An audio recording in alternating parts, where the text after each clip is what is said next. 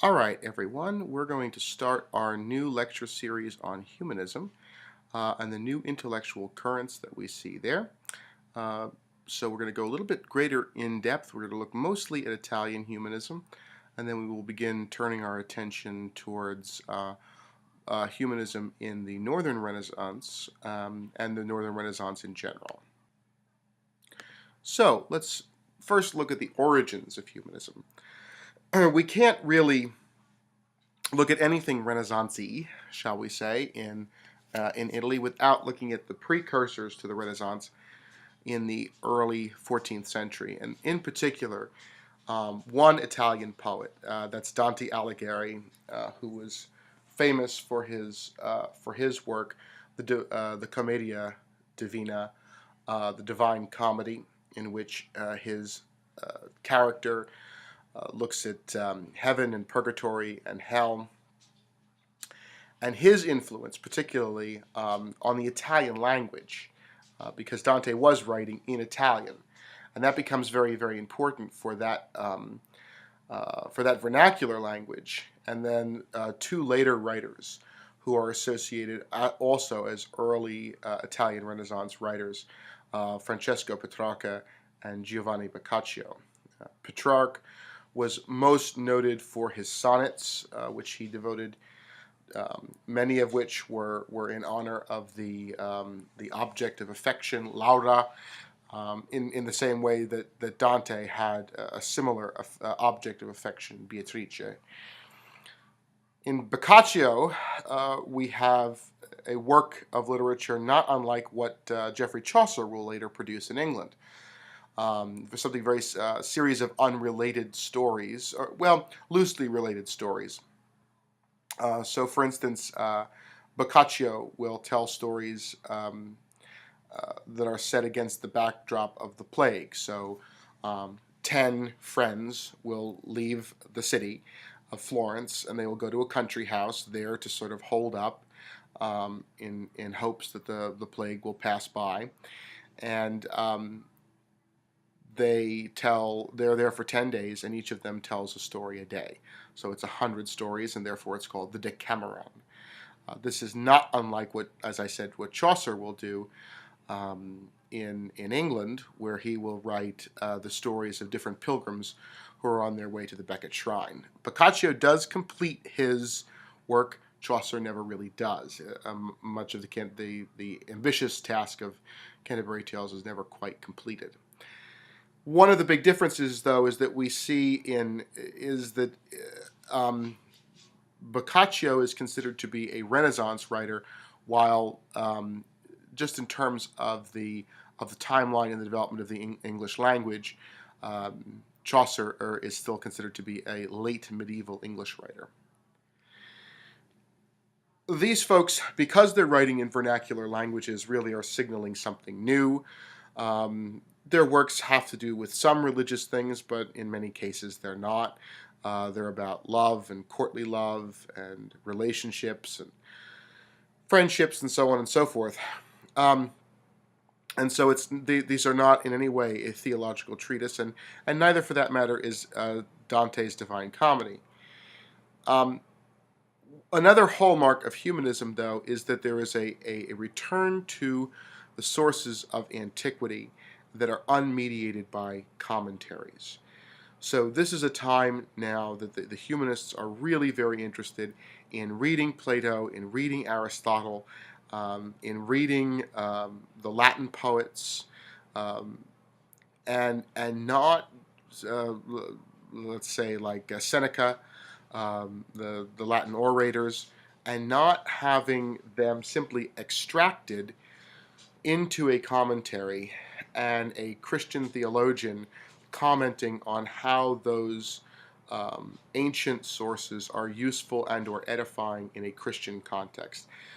That's something that, let's say, the sentences of Peter Lombard would have done, or the Consolation of Philosophy by Boethius. Those two were very influential texts throughout the Middle Ages. But now what scholars are interested in doing is going back and reading the original authors in extant copies as much as was possible, and to that extent to read them in the original languages.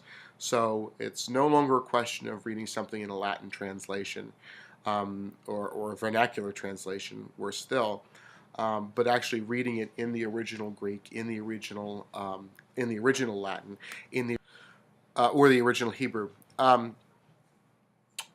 In some cases, the Western European understanding of some of the Greek philosophy was through Arabic translation.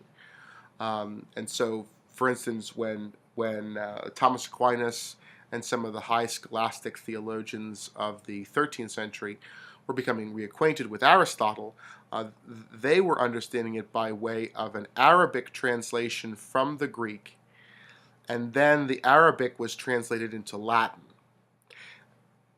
That really doesn't work very well because translating into all of those different idioms alters the original meaning of the text. So the idea during the Renaissance was to actually go back and simply learn Greek, and then with that, and ancient Greek for that matter, classical Greek, and then go and actually read Plato and Aristotle and the other philosophers in their original language.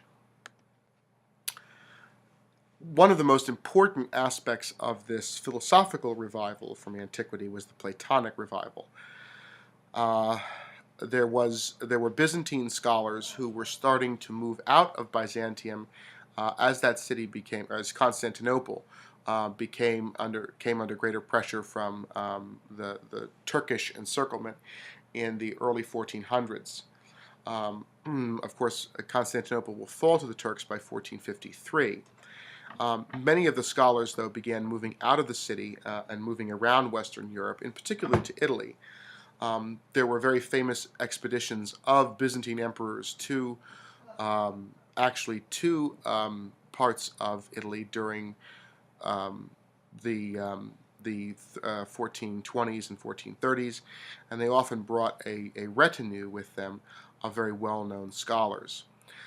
As a result of this, they brought their learning with them, the traditions of the East, and in particular, what seemed to hit sort of a real chord with folks in the West really was the works of Plato.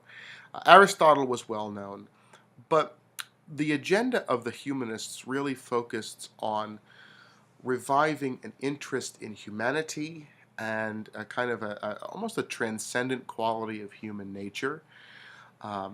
Not that human beings really do in fact transcend themselves, but instead of focusing entirely on divinity and a sort of lower understanding of what human beings are, how human beings really fit in with a grander notion of the cosmos and their relationship to a creator. And Platonism, which had always really been kind of enshrined in early Christian theologies, struck a chord with these Western thinkers in the 15th and 16th century in a way that virtually no other Greek philosopher did. In all of that, the humanist agenda really does end up being a repudiation of scholasticism. Scholasticism was seen as too narrowly defined, too theological, too reliant on Aristotle's physics to explain everything, that sort of metaphysical approach that he had to everything. And in many ways, the scholastic inquiry tended to focus on things that many were considering to be far too obscure. Questions like how many angels can dance on the head of a pin? Well, technically, the answer to that, according to the scholastics, would be an infinite number because angels are non-corporeal. They don't have bodies. So you see, it's a very sophisticated way of looking at things. It's very logical, but at the same time, it tends to focus on questions that folks say, well, is that really important? Do we really need to know that? And so humanism then ends up being something that's very much focused on in a way, a practical knowledge. We must say that even though they were very much enamored of philosophy, and Greek philosophy for that matter, there were very few philosophers themselves that emerged out of the humanist tradition. Most of them were simply were applying humanist principles to everyday matters. So let's look at, in terms of sources, I've mentioned much of this already. I talked about how there is a rejection of traditional commentaries and a search for authoritative texts. What that simply means is a way of finding sources that are in the best original version. So, for instance, if it's the New Testament, finding the best Greek versions. Does that mean in all cases that you're going to find an original Greek text, an original manuscript written by the gospel writer from the first century? Most likely not. But it becomes a question of trying to compile as many of the earliest versions of these texts as absolutely possible in the best Latin or Greek or Hebrew or whatever. So that's what that search is. And there was really part of this, a real bibliomania. The libraries really started to be established in private residences and in during the Renaissance. Oftentimes, scholars would go plundering old medieval scriptoriums and things that the monks had just long forgotten about to try to find these texts. The most important Latin texts, quotable Latin poets, were really valued by civic humanists. Just to be able to pull a line out of Virgil or Livy or Horace or anyone like that was great. You could put in a little Latin tagline to sort of lend an air of quality to your speech. That typically did not happen with Greek. You'll even find today that it's more likely if you listen to usually, let's say, a member of the British Parliament rather than a member of the American U.S. Congress, will most likely throw in a little Latin tag into something that they've been saying. Very seldom would you ever hear anyone quote Greek, because Greek was not as widely known among the larger circle of educated folks in 15th century Europe. Another important analysis of Latin text was Lorenzo Valla. Valla looked at a document called the Donation of Constantine, which had said that which was a letter from the Emperor Constantine to one of the popes as Constantine was leaving to go establish his capital in the east at Constantinople. It said that the Pope was put in charge of administering all the lands in the Western Empire until the Emperor returns. This document was discovered in the 740s or 750s. It had evidently had been forgotten for about 400 years or so. It surfaces at around the same time that the Carolingian family is trying to take over France and needs justification for that takeover to depose the earlier royal dynasty, and they appeal to the Pope. It's at that moment that the Donation of Constantine resurfaces, this document, and the Pope's like, well, here we go. Hey, evidently I do have the authority to make you king. And Pepin III says, oh, great, that's very convenient. I'm so glad you found this document just in the nick of time. Well, fast forward 700 years, the humanist scholar Lorenzo Valla takes a look at the Donation of Constantine, and he finds that, lo and behold, the Latin that is being used in that document is not from the early 300s, from the time of Constantine, but it's actually from the middle of the 700s, and so therefore was very much a forgery. This, of course, did not go over well with the papacy, because that document was the cornerstone upon which the Pope's temporal authority rested. The Pope certainly has spiritual power over the Church, but in terms of ruling those territories in central Italy, that really rested very much on this document being authentic. So it did not go over so well. Um, Greek texts were also quite important in a smaller scholarly community. Byzantine scholars, as I mentioned before, who had come to Italy. There was a Platonistic school that's established, headed by Marsilius Ficino. Um, Platonism really began to challenge the prevailing Aristotelianism and the scholasticism that was heavily reliant on Aristotle. But probably the most important Greek text that would be used during the Renaissance would be the Greek New Testament, which was compiled by a Northern Renaissance humanist, Erasmus of Rotterdam. His Greek New Testament would really be important in terms for university professors and scholars to study the New Testament in the original language, and therefore to draw their conclusions directly from the Greek and not through the Latin translations. One of the things that will do, of course, is since the Latin translation was the basis of the Roman Catholic Church's doctrines, if scholars are going back to the original Greek and saying, well, the Latin translation actually here is pretty bad or isn't great, it actually means this, that in turn undermines the doctrine that was based upon the Latin text. And so it won't be surprising that it will be largely university professors who will be at the forefront of the Protestant Reformation, who will be using Scripture in the original Greek and Hebrew to challenge the teachings of the Church. As the Renaissance moves on, as we move into the late Middle Ages, into the early Renaissance, humanism begins to mature.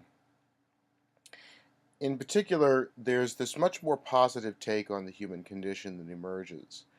This is particularly found in the writings of the Italian humanist Pico della Mirandola, that we find in his Oration on the Dignity of Man.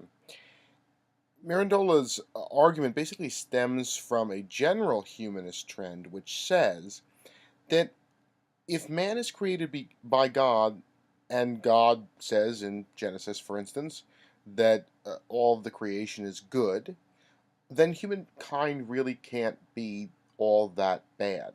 To denigrate the creation is to denigrate the creator. And so from this, a lot of the humanists say, yeah, it's actually worthy to study human endeavors. It's not such a bad thing. Human beings aren't this slime that sort of crawls on the face of the earth. And in particular, Mirandola's argument, and it's a very interesting argument, really, is that what makes man so great is that he has the ability to adapt. That there is a changeability within humankind that's really marvelous, to see how human beings can adapt to certain conditions, and can be what they want to be, and that there's human choice in there. And we'll see that in some of the other isms of the Renaissance period that we'll be looking at in just a moment. Another really very, very important humanist, a little bit older than Mirandola, is Marsilius Ficino. Ficino is really the one who's responsible for the Platonic revival. He was the first to translate what was then the extant works of Plato from Greek into Latin, really fueling that the Platonism and Neoplatonism that was the handmaiden of what Mirandola would come along later in his oration and discuss. It's Platonism that is less rooted in the kind of metaphysics of Aristotle, a Platonism that shows that education is essential, that through education humankind can improve, and that improvement is sort of almost in tiers, that we can ascend to higher understanding, to higher knowledge, and so on and so forth, that we find in Plato, most famously in Plato's allegory of the cave. So that Platonic revival that I mentioned before is really so much the responsibility of Ficino and the establishment of the Florentine Platonic Academy.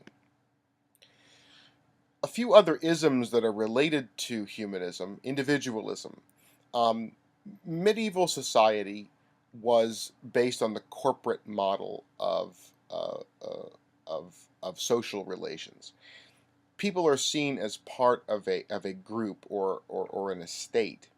The classic division there was those who pray, those who fight, and those who work, the priests, the warriors, and the peasants. And we see this enshrined in medieval institutions of power sharing between kings and their parliaments. Parliaments are, or the Estates General in France are typically in some way or other divided between these three social classes. In England, for instance, the English Parliament is the House of Lords, spiritual and temporal.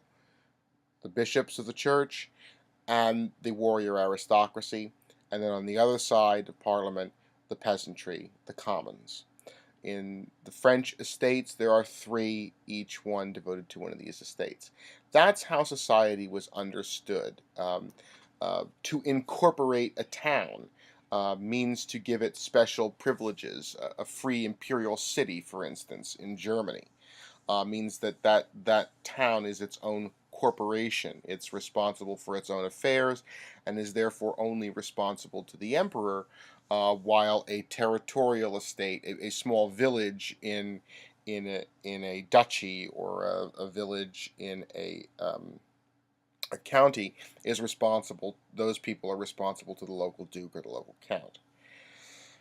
That's the big shift that happens as we move away from that medieval sense of corporate identity, which is in many ways destroyed by the plague, right? We see the emergence of individualism, and this denotes a shift um, in focus on the ability and the unique qualities of individual persons, regardless of their social class. So we're not bound by tradition and class, and my family is a church family, therefore I will enter some kind of church occupation, or my father was the duke, therefore I am the next duke, or I was a ditch digger, and or my grandfather was a ditch digger, and therefore I will be a ditch digger. That isn't so much there anymore, and it fits very much in with that humanist agenda that says, we are what Mirandola argued, that we can be what we want to be for all intents and purposes, and that is individualism. We see this most notably in Renaissance art. If you look at some medieval iconography of angels or the apostles or the disciples standing around, Jesus and Mary and so forth and so on, all the faces are all the same. They're all replicated. There might be a repetition of, two or three different types of facial expression, and bearded versus not bearded versus, bald or not bald. But it's all the same expression. It's just sort of the background crowd. With a Renaissance artist, each and every figure in a scene is given a different pose, a posture, a costume, some different garb that they're wearing. They have facial expression, and this is a result of a focus on the individual. Another major ism of that's a subset of humanism is secularism, a shift in literary concerns to worldly affairs. And I say literary, and I don't mean particularly nonfiction, but in literature, whether that's the essay or what have you, um, fiction or nonfiction, history. There are concerns that are worldly and not entirely anti-religious, but the new secular view does not necessarily have its roots in Christian theology. For instance, history. Leonardo Bruni, one of the great Italian Renaissance historians, Bruni isn't going to root his history of Italy in Christian theology, making this sort of grand statement of what the faith is all about, and how it's been revealed, and God reveals himself through history, through time. Instead, it's going to look at a very cause and effect type relationship, something much more like what we saw in antiquity in the writings of Thucydides. In other worldly affairs, governance, the state, and how policies are established, we have Niccolo of Machiavelli. The Prince is very much not a religious tract. It is a work of sheer, um, what bit of an anachronistic term, but what would in later European history will be called realpolitik.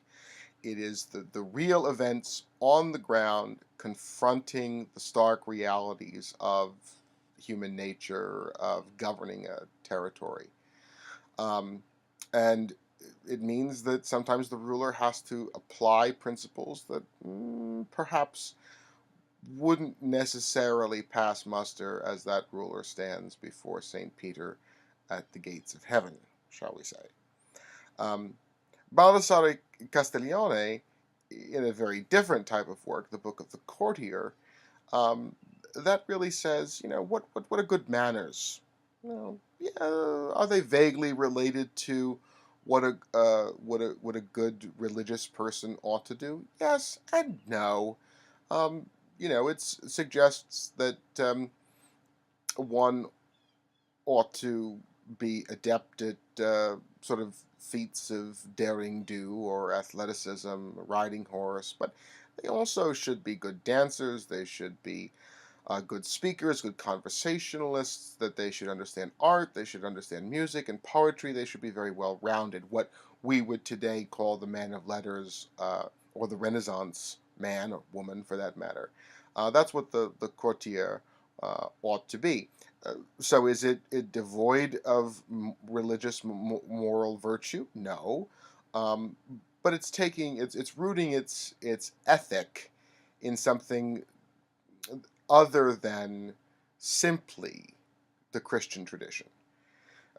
Jean Baudin, the French humanist scholar, was much more like Machiavelli, but not painting such a broad brush. Baudin was really the one responsible for espousing a theory of royal absolutism and centralization in France that many of the French kings that we'll talk about in the new monarchies will anticipate or eventually will follow Baudin's theories. So secularization has this sense that they're not necessarily rejecting Christian theology, but they are particularly on the ethical side, they are going to develop almost an independent philosophical branch. We can almost see the origins of utilitarianism. What works what creates the greatest good for the greatest number of people. That's kind of especially with Machiavelli and Baudin, that's sort of their modus operandi. And so many of these issues then all point to a re-engagement in the civic sphere, civic humanism. And here we have a picture of Pico della Mirandola. Um, Civic humanism now is the application of all these humanist principles, the individualism, secularism, um, the idea that man can sort of improve himself educationally. All these ideas now target civil society and how we can improve society, make society better. And this really it stands in, first of all, in stark contrast to the way scholasticism works. Scholasticism was very, very academic, confined to the universities. There was really no great application beyond the university. At the same time, this civic engagement suggests progress, and in some ways, the Renaissance, as a result of it, um, will sort of imbue European history and Western civilization, um, both sides of the Atlantic for that matter, with a sense that there is untapped potential in humanity, and we only need to free that potential, and things will get better. And in some ways, that narrative ran very, very successfully. The improvement of the human social condition, the improvement of society, we become less barbarous, we become less vile and nasty towards one another. And this happens in a grand sweep. We become more tolerant, for instance, of different views from the beginning of the 15th century all the way up until the middle of the 20th century. But that sense of civic engagement and improvement and the progress of humanity is dealt several serious shocks. First, by the First World War, but secondly, and most importantly, by the Holocaust. That is when the notion of human progress really hits a wall. And in some ways, uh, Western thinkers have really had to reconsider this grand trajectory in the last part of the 20th century and the first part of the 21st century as a result of Holocaust. And we'll examine that much later in the course. One other aspect of the Renaissance that we should not, that's very important to humanism that we should not neglect is the development of the movable type printing press by Johann Gutenberg. This allows a lot of writers, of course, to disseminate their ideas much more quickly. It will have more of an impact on the Northern Renaissance, the later Renaissance, and then certainly the Reformation in particular.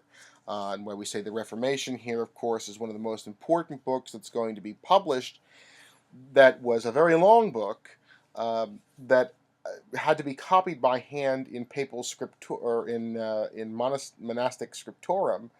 Was the Bible. And as soon as the Bible starts to be something that anyone who can read can own, then then religious issues are going to come to the forefront. And so it shouldn't surprise us that as literacy increases as a result of the Renaissance, as particularly in towns and cities, people who are connected, people who have interests overseas, as they become more literate, they start reading their Bible. They start now challenging independently the assertions made by the Roman Catholic Church. We've seen that theme already, but the printing press really tends to facilitate that challenge.